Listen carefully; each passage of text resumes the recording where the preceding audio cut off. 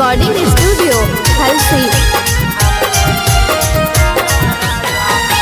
सावन महीनवा अइले बेंगलोर से झलदिया जा।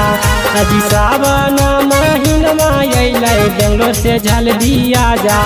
सब जाई रहल देवघरवा हमरो ले चल राजा। सब जाई रहल देवघरवा हमरो ले चल राजा। साथे दोनों जइबै गेरुआ साड़ी लेके आजा।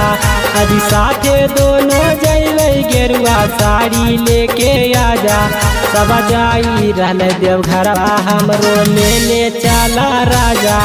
सब जाई रहल देवघरवा हमरो ले चल राजा।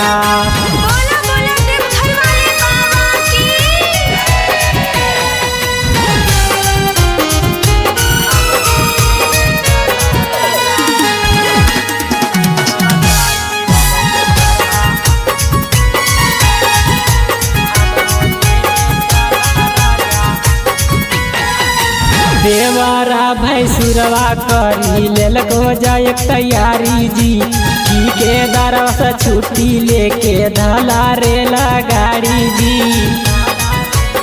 लो जी देवरा भैंसुरवा करी लेलको जाए तैयारी जी। के दरवा से छुट्टी लेके धला रेला गाड़ी जी। गंजवा पी के बोलबो तो तोहरो माजा। अजी गंजवा पी के बोलबो तो तोहरो माजा।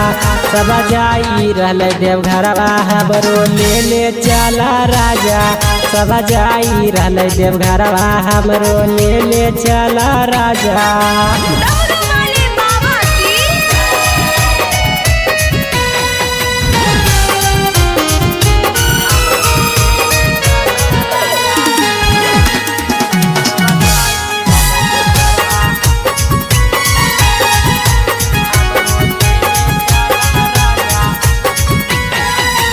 जीवन जहरीला पर दिपयावा न मोर पति जी।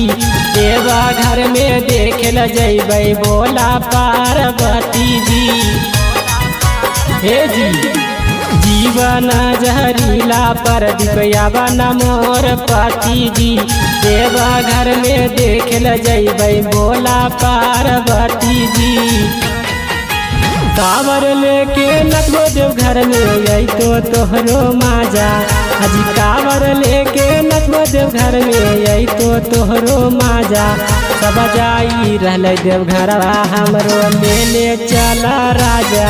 सब जाई रहल देवघरवा हमरो ले चल राजा।